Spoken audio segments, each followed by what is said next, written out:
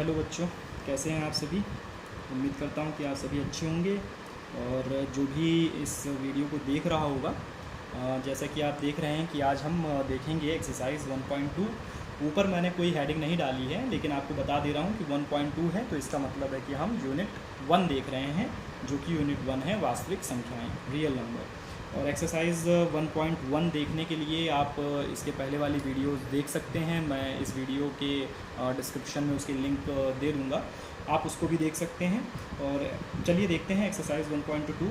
इसमें क्या कह रहा है। क्वेश्चन नंबर 1, निम्नलिखित संख्याओं को अभाज्य गुणनखंडों के गुणनफल के रूप में व्यक्त कीजिए।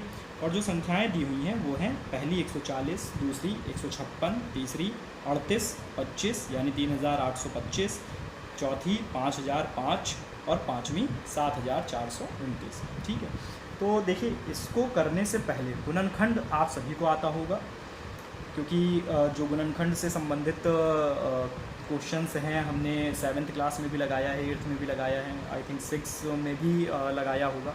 इसके अलावा आपने HCF पढ़ाई है, LCM पढ़ाई है, तो उसमें भी हम गुणनखंड ही करते हैं। तो गुणनखंड करने से पहले मैं थोड़ा सा बेसिक चीज़ आपको बता दूं कि यहाँ पर ज़रूरी होता है कि आपको विभाजिता के नियम पता होने चाहिए। ठीक है, क्या पता होना चाहिए? विभाजिता के नियम।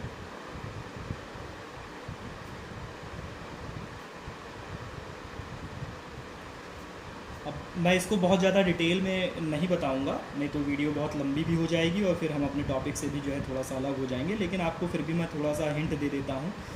जैसे मान लीजिए कि हमको 2 से अगर किसी संख्या की विभाजिता के नियम पता करना हो कि कौन सी संख्या 2 से कट जाएगी, तो जिन संख्याओं का इकाई अंक, अंतिम अंक, ठीक है, जो इकाई अंक होता है वो या तो 0 हो, 2 हो, 4 हो, 6 हो या 8 हो, यानी कोई भी सम संख्या, जो अंक होना चाहिए वो कोई भी सम संख्या होनी चाहिए या फिर 0 होना चाहिए। यदि किसी संख्या का इकाई अंक 0, 2, 4, 6 या 8 होगा तो वह संख्या 2 से पूरी तरह से विभाजित हो जाएगी। इसी तरह से हम 3 से विभाजिता के नियम जब हम देखेंगे तो हमको क्या करना है, आपको ये तो पता ही है कि कौन कौन सी संख्याएं, जैसे 9 3 से कट जाता है, 3, 6, 12, आपको ये मालूम है। आपको क्या करना है, ये देखना है, जैसे मान लीजिए कि हमारे पास ये संख्या जो दे रखी है, क्वेश्चन नंबर 3 है, इसका पार्ट जो है 3825। हम क्या करेंगे, इनके अंकों को आपस में जोड़ देंगे। क्या करते हैं, इनके अंकों को आपस में जोड़ देते हैं। अब इनके अंक जब आपस में जोड़ेंगे, जैसे 3 8 जोड़ा तो 3 में 8 जोड़ करके कितना आ गया, 11। 11 में 2 जोड़ दिया तो कितना हो गया, 13। 13 में 5 जोड़ दिया तो कितना हो गया, 18। तो हमारे पास इनका जो टोटल आया वो 18 आया। अब 18, अब इसका भी आप इसके भी अंकों को जोड़ सकते हैं। जैसे हमने 1 + 8 कर दिया तो कितना आ गया, 9 आ गया। तो ये तो मालूम है ना कि 9 3 से कट जाएगा। तो अगर 9 3 से कट रहा तो इसका मतलब है ये संख्या भी 3 से कट जाएगी। ठीक है, उसी तरह से 4 5 5 2 से जो संख्याएं कट रही हैं, मोस्टली ज़्यादातर 4 से वो संख्याएं कट जाती हैं। इसके अलावा 5 का तो बिल्कुल ही सिंपल है। 5 के नियम में तो आप ये देख ही रहे हैं कि लास्ट में जो है 0 हो, ठीक है, लास्ट में 5 हो, इकाई अंक 5 है, 0 हो, वो सारी संख्याएं 5 से कट जाती हैं। तो इस तरीके से विभाजिता के नियम हैं जो आपको आ रहे होंगे। यदि आप जो है कहेंगे तो मैं विभाजिता के नियम के ऊपर एक अलग से वीडियो भी बना दूंगा। फिलहाल हम ये क्वेश्चन देखते हैं, जिसमें पहला वाला जो है दे रखा है 140। तो हम 140 के गुणनखंड, अभाज्य गुणनखंड निकालते हैं। ठीक है, तो देखिए हमने क्या करा, 140 ये छोटे बच्चे जिस विधि से निकालते हैं मैं उसी विधि से निकाल रहा हूँ, इसमें कोई शर्माने वाली बात नहीं है। जैसे हमने पहले 2 से डिवाइड किया तो 2 सत्ते 14, फिर 2 से करेंगे तो 35 दूनी 70। अब 5 3 8 8 आ रहा है तो 3 से नहीं कटेगा, 4 से भी नहीं कटेगा। 5 से काट करके देखेंगे तो 5 से हम इसको काटते हैं, 5 सत्ते 35, 7 किसी से नहीं कटता, 7 से ही कटता है तो 7 एकम 7। ठीक है, तो इसके ये अभाज्य गुणनखंड आ गए। ठीक है, अब इसको लिखना है गुणनफल के रूप में, तो हम लिखेंगे 140 बराबर क्या लिख दें, 2 गुणे 2 गुणे 4 गुणे, सॉरी 4 तो है नहीं, 5 गुणे 7। ठीक, ये इसके हो गए गुणनफल। इनको आपस में गुणा करेंगे 140 आ जाएगा। इसी तरीके से अगला क्वेश्चन देख लेते हैं। अगला क्वेश्चन क्या कह रहा है, दूसरा वाला 156 इसको सॉल्व कर देखते हैं। अब तो आपको समझ में आ ही गया होगा, बहुत ही आसान है।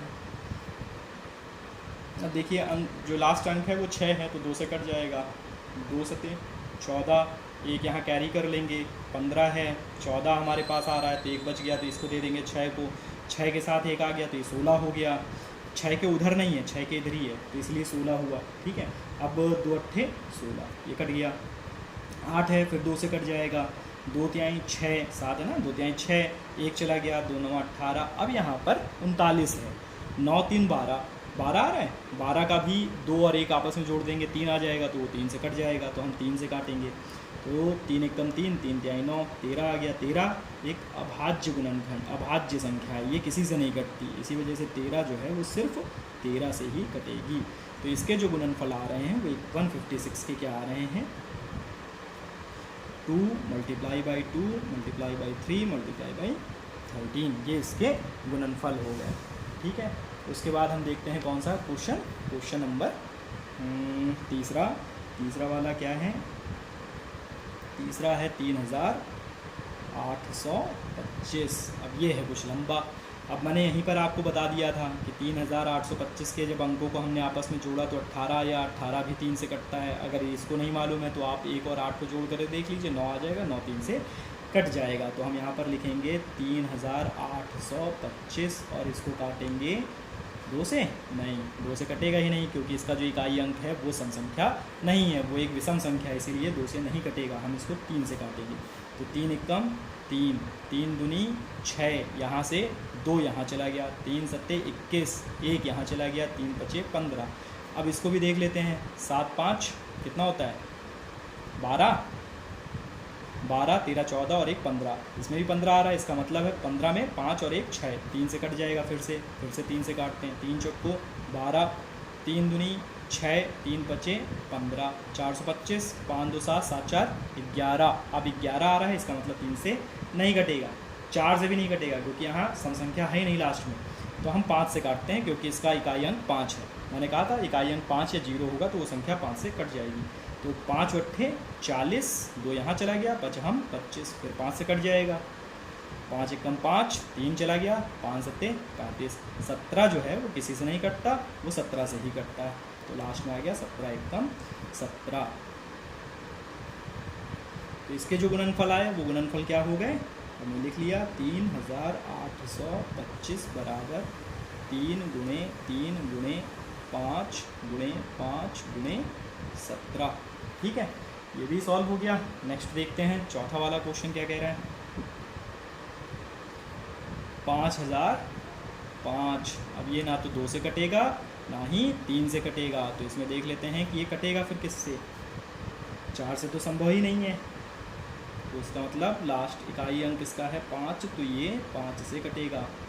5 एकम 5 0 0, 5 एकम 5। देखिए यहाँ पर जो है हमने लिखा है 5 एकम 5, 5 एकम 5, 1001 आ गया हमारे पास। ठीक है, अब 6 से तो कट नहीं सकता, 6 से क्यों नहीं कटेगा, क्योंकि इसका इकाई अंक सम संख्या है नहीं। आप 6 का पहाड़ा पढ़ेंगे पूरा तो उसमें आप देखेंगे कि जो है 2 4 6 8 यही आएगा लास्ट में, या 0 आएगा। ठीक है, उसकी विभाज्यता के नियम तो और भी थोड़ा सा उसमें 1-2 पॉइंट और भी हैं, उसको बाद में बता दूंगा। अब इसको 7 से करके देखते हैं हम कि क्या 7 से कट जाएगा। तो 7 एकम 7 अगर करें तो यहाँ 3 बच गया, 3 इसको दे दिया, 7 चौको 28, 2 बच गया, यहाँ 7 त्रिक 21, तो इसका मतलब ये 7 से कट जाएगा।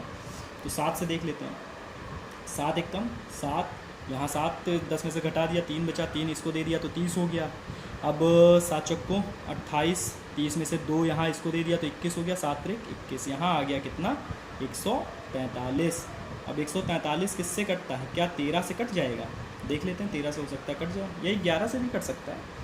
ठीक है, 11 से भी काट के देख लेते हैं, 11 से कट जाएगा, 11 एकम 11, 3 बच गया, 3 इसको दे दिया तो 11 तिहाई 33, 13 आ गया। 13 से भी कट जाता है, 11 से भी कट जाता है, लास्ट में आ गया 13 एकम 13। ठीक, तो ये तो आपको समझ में आ गया। अब इसके गुणनफल लिख लेते हैं, तो ये हो गया 5005, इसके गुणनफल हो गया 5 गुणे 7 गुणे 11 गुणे 13। ठीक, अब आखिरी वाला क्वेश्चन देख लेते हैं। पांचवा क्वेश्चन जो है वो है 7429। ठीक है, अब इसका भी जो है अभाज्य गुणनखंड करके देख लेते हैं क्या आता है। तो हम देखते हैं कि 7429, ठीक। अब ये अभाज्यता के जब विभाज्यता के नियम जब आप पढ़ेंगे तो आपको पता चलेगा कि ये संख्या 16 तक किसी से भी नहीं कटेगी। तो हम इसको काटते हैं 17 से, ठीक। तो 17 का पहाड़ा पढ़ते हैं, 17 चौको 68, तो ये 4 बार में चला जाएगा, 17 बचे 85 बड़ा हो जाएगा। तो 17 चौको 68 कर लिया, तो 74 में से 68 घटाएंगे 6 बचेगा, तो 2 के साथ में 6 आ गया 62। तो अब 17 चौको इससे भी नहीं जाएगा, तो हम देख लेते हैं 17 तिहाई। तो 17 तिहाई कितना होता है, 17 तिहाई 51। तो 62 में से 51 घटा देंगे, कितना बच गया, 11 बच गया। तो ये हो गया 119, और 17 के पहाड़े में 119 कितनी बार में आता है, 17 सत्ते 119, ठीक है। तो ये 17 से कट गया। अब ये संख्या जो है ये 18 से नहीं कटेगी, 19 से देख लेते हैं, 19 से कट जाएगी। 19 दूनी 38, 19 तिहाई 57, तो ज़्यादा हो जाएगा, तो 19 दूनी 38, कितना बच गया, 5 बचा, तो ये 57 हो गया, 19 तिहाई 57। अब ये बच गया 23, 23 किसी से नहीं कटता, 23 23 से कटता है। तो ये हो गया हमारे अभाज्य गुणनखंड। अब इसके लिख लेते हैं गुणनफल। तो ये हो गया 7429, और इसके गुणनफल हो गए 17 गुणे 19 गुणे 23, ठीक है। चलिए, तो यहीं पर हम इस क्वेश्चन को समाप्त करते हैं और देखते हैं कि जो है पहला वाला क्वेश्चन, इसमें अभाज्य गुणनखंडों के गुणनफल इस तरीके से हमने निकाल लिए। चलिए फिर मिलते हैं अगले क्वेश्चन में, तब तक के लिए जय हिंद।